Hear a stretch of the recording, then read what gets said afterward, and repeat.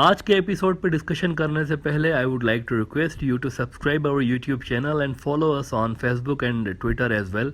इसके अलावा अगर आप हमें सपोर्ट करना चाहते हैं तो that you can do through a Patreon also. Facebook, Twitter और पेट्रियन के जो लिंक्स हैं वो इस वीडियो की डिस्क्रिप्शन में आपको मिल जाएंगी। इसके अलावा इस चैनल के अबाउट सेक्शन में भी आपको इन तीनों वेबसाइट्स की लिंक्स मिल जाएंगी। इन दिनों बांग्लादेश, इंडिया, पाकिस्तान समेत कई मुल्कों की करेंसीज का वैल्यू डॉलर के मुकाबले में डाउन हो रहा है और ये उस वक्त हो रहा है जब चीन और रूस मुख्तलिफ फोरम्स पे आपको डी डॉलराइजेशन की बात करते हुए नजर आते हैं और कहते हैं कि जी दुनिया को नई करेंसी की ज़रूरत है डॉलर के मुकाबले। लेकिन आज हम इस सवाल पे बात करते हैं कि ये जो एक्सचेंज रेट्स हैं मुख्तलिफ मुल्कों के अंदर, यानी टका का कुछ एक्सचेंज रेट है डॉलर के मुकाबले, तो रुपये का कुछ एक्सचेंज रेट है, तो रूबल का कुछ है, दरम का कुछ है, दीनार का कुछ है। ये एक्सचेंज रेट्स डिफरेंट क्यों हैं और क्या चक्कर है कि डॉलर जो है वो इतना ऊपर नीचे हो रहा होता है और दुनिया के अंदर मुख्तलिफ मुल्कों में उसका रेट डिफरेंट क्यों होता है। अक्सर आपको सब कॉन्टिनेंट की पॉलिटिक्स में जो हमारा बांग्लादेश, पाकिस्तान और इंडिया है ख़ास तौर पर, इनमें आपको एक चीज़ कॉमन नज़र आती है, डॉलर के बढ़ते और घटते हुए वैल्यू पे सियासत हो रही होती है। पाकिस्तान में इमरान खान लोगों को याद दिलाता रहता है कि मेरे 4.25 साल के दौर में डॉलर इतना नहीं बढ़ा जितना शहबाज शरीफ के 3 महीनों के दौर में बढ़ गया है। बांग्लादेश के अंदर BNP और बाकी जो अवामी लीग के मुखालिफ हैं वो इल्ज़ाम लगाते हैं कि जी डॉलर के ऊपर नीचे होने में डॉलर माफिया का हाथ है, जिसको सपोर्ट हासिल है कहीं ना कहीं से, इसीलिए इन पे हाथ नहीं डाला जाता डॉलर माफिया पे। मोदी साहब के प्रधानमंत्री बनने से पहले बीजेपी वालों ने और प्रो बीजेपी जो न्यूज़ आउटलेट्स हैं उन्होंने बड़ी कैंपेन चलाई थी कि मोदी अगर प्रधानमंत्री बन गया तो डॉलर के मुकाबले में इंडियन रुपया तगड़ा हो जाएगा और डॉलर मात्र 40 रुपये का हो जाएगा। अब 40 रुपये का तो नहीं हुआ, लेकिन आज लगभग 80 रुपये का डॉलर ज़रूर हो गया, तो वहाँ पे भी झूठ बोल के ये आए थे। 80 रुपये का तकरीबन हो गया। मोदी जी के आशीर्वाद से डॉलर को पर लगे हुए हैं, तो डॉलर पे आपको सियासत तीनों मुल्कों के अंदर होती हुई नज़र आती है। लेकिन फ़र्ज़ करें हम सब इतने लकी हो जाएं कि हमारी लोकल करेंसीज डॉलर के बराबर हो जाएं तो क्या होगा। मतलब देखें, अभी जो आप $1 देकर अपनी करेंसी लेते हैं ना बैंक से, तो वहाँ पर एक्सचेंज रेट लग रहा होता है बेसिकली डॉलर का, और उस रेट के हवाले से आपको डॉलर के मुकाबले में अपनी करेंसी मिल रही होती है।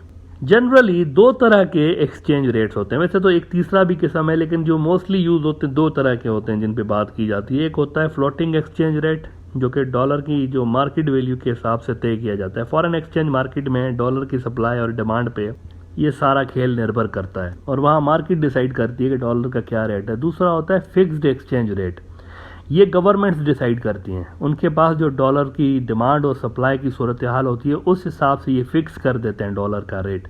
जिन मुल्कों में आमतौर पर सेंट्रल बैंक्स जो होती हैं उनकी स्ट्रॉन्ग ग्रिप होती है कमर्शियल बैंकों के ऊपर, जैसा कि हमारी तरफ है इंडिया के अंदर, बांग्लादेश में, पाकिस्तान में सेंट्रल बैंक का काफ़ी ज़्यादा असर है कमर्शियल बैंकों पे, तो यहाँ पर आपको ज़्यादातर यही तरीका नज़र आता है, डॉलर के एक्सचेंज रेट जो होता है ना वो फिक्स होता है। लेकिन सवाल यह है कि आखिर वैल्यूज़ अलग अलग हैं क्यों करेंसीज के? मतलब ऐसा क्यों है कि मुझे 95 टका देकर, 95 टका देकर $1 ख़रीदना पड़ता है, जबकि 213 रुपये पाकिस्तानी देकर वो वहाँ पर डॉलर मुझे वहाँ पे वो ख़रीदना पड़ता है। तो वाई इज़ सो? अब इस सवाल का जवाब देने के लिए एक बेसिक सा एग्जाम्पल मैं आपको देता हूँ कि फ़र्ज़ करें मैं अगर इंडिया का सिटीज़न हूँ और यहाँ इंडिया में अगर हम पहले 1 लाख टन वीट प्रोड्यूस कर रहे थे जो कि हम 1 लाख रुपयों में बेच रहे थे। इसी अरसे के दौरान हमारा जो नेबर पाकिस्तान है पड़ोसी, ये भी 1 लाख टन वीट प्रोड्यूस कर रहे थे और ये भी 1 लाख रुपए में बेच रहे थे। यानी कि जितने पाकिस्तानी रुपयों में आप 1 लाख टन वीट ले सकते थे उतने ही इंडियन रुपयों में भी आप 1 लाख टन वीट ले सकते थे। तो यहाँ पर दोनों करेंसीज का वैल्यू सेम है बेसिकली, एक ही क्वांटिटी में, एक ही अमाउंट में आपको एक ही क्वांटिटी मिल रही है, सेम 1:1 यहाँ पर रेशो है, करेंसी सेम हो गई। लेकिन फिर आगे चल के ये होता है कि यहाँ इंडिया में हम 2 लाख टन वीट प्रोड्यूस करने लगते हैं, लेकिन पाकिस्तान के अंदर वीट अभी भी 1 लाख टन प्रोड्यूस हो रही है। लिहाजा तो जो एक्स्ट्रा 1 लाख टन वीट हमने प्रोड्यूस की वो इंडिया ने बाहर दूसरे मुल्कों को बेचना शुरू कर दिया, इस शर्त पे कि पेमेंट मैं लूँगा इंडियन रुपये में। भाई मैं आपकी रुपये में नहीं, अपनी रुपये में पेमेंट लूँगा। एज अ रिजल्ट क्या हो गया कि उन मुल्कों ने जिन्होंने मुझसे वीट लेनी है इंडिया से, उन्होंने मेरा रुपया, इंडिया का रुपया लेना शुरू कर दिया कि हम अपनी करेंसी बेच के इंडियन करेंसी खरीदेंगे और इंडियन करेंसी दे के वीट लेंगे। इससे क्या हो गया कि इंडियन रुपये की डिमांड हाई हो गई और उसका जो वैल्यू है वो बढ़ गया।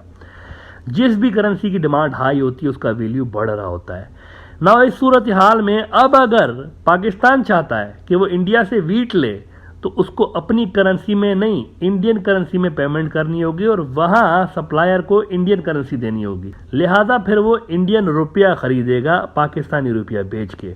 ऐसे में आलमी सतह पर जिस करेंसी की जितनी ज्यादा डिमांड होती है उस करेंसी का वैल्यू उतना ही हाई होता है।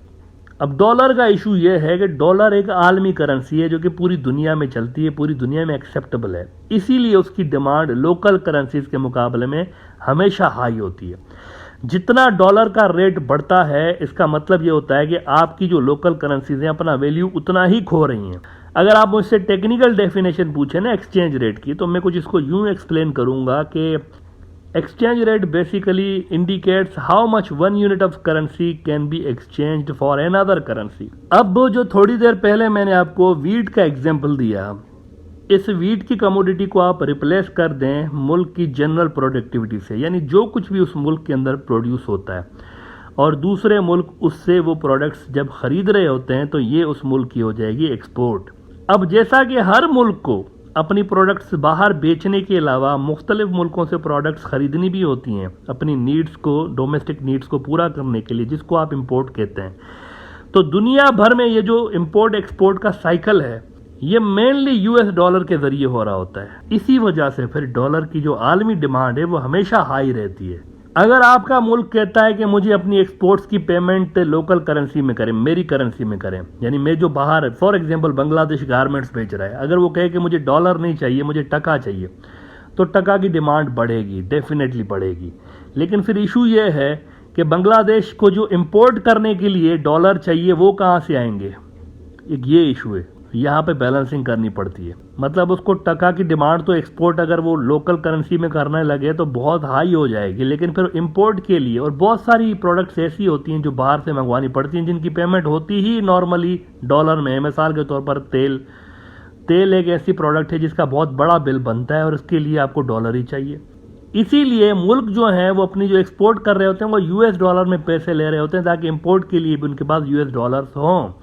अब डॉलर का वैल्यू सिर्फ तभी डाउन किया जा सकता है जब ये सारे मुल्क जो हैं अपनी इंपोर्ट और एक्सपोर्ट का साइकिल डॉलर से हटाएं और लोकल करेंसीज पे या तो लेकर आ जाएं या फिर कोई डॉलर की अल्टरनेट जो करेंसी हो उसके अंदर वो इंपोर्ट एक्सपोर्ट करें। लेकिन एक साथ दुनिया में ऐसा सिस्टम लाना फिलहाल मुमकिन नहीं है। दुनिया डॉलर पे ही डिपेंडेंट है। जब तक रशिया और चाइना इसका कोई मुतबादल नहीं लेकर आते दुनिया डॉलर पर ही डिपेंडेंट रहेगी और डॉलर की वैल्यू बरकरार रहेगी। इसीलिए एक डर यहाँ पर यह भी दिखाया जाता है कि अगर डॉलर का अल्टरनेट आ गया तो डॉलर की वैल्यू तेजी के साथ फिर गिरना शुरू हो जाएगी और जिन जिन मुल्कों के पास फॉरेन रिजर्व डॉलर की शक्ल में पड़े उनके लिए बड़ा प्रॉब्लम हो जाएगा। अगर डॉलर की वैल्यू गिर गई तो ग्लोबल एक यहाँ पर सिस्टम जुड़ा हुआ है सारा का सारा, सिर्फ अमेरिका नहीं है ना, बहुत से मुल्क हैं, बांग्लादेश है, पाकिस्तान है, इंडिया ने, इनके सब जो रिजर्व्स हैं तकरीबन वो डॉलर की शक्ल में पड़े हुए हैं। खुद चाइना के पास भी बहुत ज़्यादा रिजर्व्स ऐसे हैं जो कि डॉलर्स में हैं। अगर डॉलर अपना वैल्यू गिराता है तो इनको खुद को भी नुकसान होगा ना, इनके रिजर्व्स जो पड़े हुए हैं वो अपनी वैल्यू खोते जाएंगे। तो इसीलिए ये बहुत कॉम्प्लिकेटेड किस्म का मैटर है। ये जब डॉलर की अल्टरनेट करेंसी भी आएगी तो वो इसको स्लोली रिप्लेस करेगी। एक साथ ऐसा नहीं होगा कि बस 2, 5, 10 दिन के अंदर अंदर आएंगी नई करेंसीज आएंगी और वो छा जाएंगी इनके ऊपर, ऐसा नहीं हो सकता। ये स्लोली करेंगे और डॉलर एकदम से नहीं गिरेगा इस तरह आलमी सतह पे।